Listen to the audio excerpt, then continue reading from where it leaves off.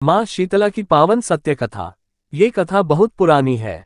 एक बार शीतला माता ने सोचा कि चलो आज देखूं कि धरती पर मेरी पूजा कौन करता है, कौन मुझे मानता है। यही सोचकर शीतला माता धरती पर राजस्थान के डुंडरी गांव में आए और देखा कि इस गांव में मेरा मंदिर भी नहीं है, ना मेरी पूजा है। माता शीतला गांव की गलियों में घूम रही थी, तभी एक मकान के ऊपर से किसी ने चावल का उबला पानी मान नीचे फेंका।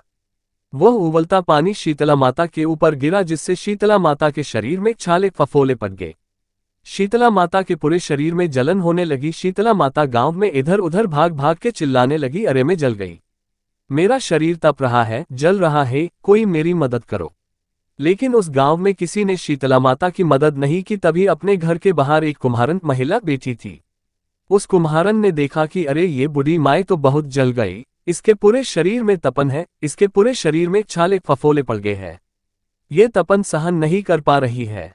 तब उस कुम्हारन ने कहा है, माँ तू यहाँ आकार बैठ जा, मैं तेरे शरीर के ऊपर ठंडा पानी डालती हूँ। कुम्हारन ने उस बूढ़ी माई पर खूब ठंडा पानी डाला और बोली, है माँ मेरे घर में रात की बनी हुई रावड़ी रखी है, थोड़ा दही भी है। शीतला माता ने ठंडी ज्वार के आटे की रावड़ी और दही खाया, इससे शरीर में ठंडाई मिली। तब उस कुम्हारन ने कहा, आमा बैठ जा, तेरे सिर के बाल बिखरे हैं, ला मैं तेरी चोटी गूंथ देती हूँ। और कुम्हारन माई की चोटी गूंथने हेतु कंघी कागसी बालों में करती रही।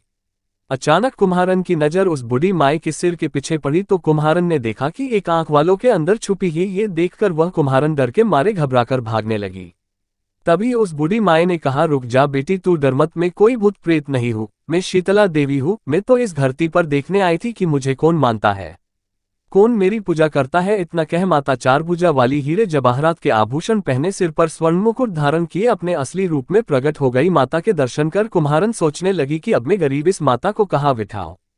तब माता बोली, हे बेटी तू किस सोच में पड़ गई। तब उस कुम्हारन ने हाथ जोड़कर आंखों में आंसू बहते हुए कहा है, माँ मेरे घर में तो चारों तरफ दरिद्रता है, बिखरी हुई है, मैं आपको कहाँ बैठाऊं, मेरे घर में न तो चौकी है न बैठने का आसन। तब शीतला माता प्रसन्न होकर उस कुम्हारन के घर पर खड़े हुए गधे पर बैठकर एक हाथ में झाड़ू दूसरे हाथ में डलिया लेकर उस कुम्हारन के घर की दरिद्रता को झाड़कर डलिया में भरकर फेंक दिया और उस कुम्हारन से कहा है, बेटी मैं तेरी सच्ची भक्ति से प्रसन्न हूँ, अब तुझे जो भी चाहिए मुझसे वरदान मांग ले।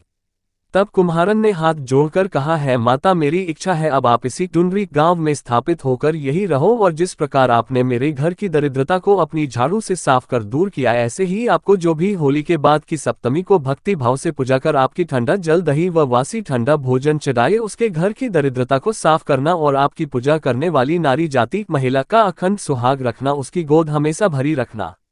साथ ही जो पुरुष शीतला सप्तमी को नाई के यहाँ बाल ना कटवाए, धोबी को कपड़े धुलने ना दे और पुरुष भी आप पर ठंडा जल चढ़ाकर नारियल फूल चढ़ाकर परिवार सहित ठंडा वासी भोजन करे, उसके काम धंधे व्यापार में कभी दरिद्रता ना आए। तब माता बोली, तथास्तु है बेटी, जो जो तूने वरदान मांगे मैं सब तुझे देती हूँ। है बेटी तुझे आशीर्वाद देती हूँ कि मेरी पूजा का मुख्य अधिकार इस धरती पर सिर्फ कुम्हार जाति का ही होगा। तभी उसी दिन से डुंडरी गांव में शीतला माता स्थापित हो गई और उस गांव का नाम हो गया शील की डुंडरी। शील की डुंडरी भारत का एकमात्र मुख्य मंदिर है। शीतला सप्तमी वहां बहुत विशाल मेला भरता है। इस कथा को पढ़ने से घर की दरिद्रता का नाश होने के साथ सभी मनोकामना पूरी होती है। जय मां शीतला सबका कल्याण करे। और भी ऐसी धार्मिक कहानी सुनने के लिए वीडियो को लाइक करें, चैनल को सब्सक्राइब करें।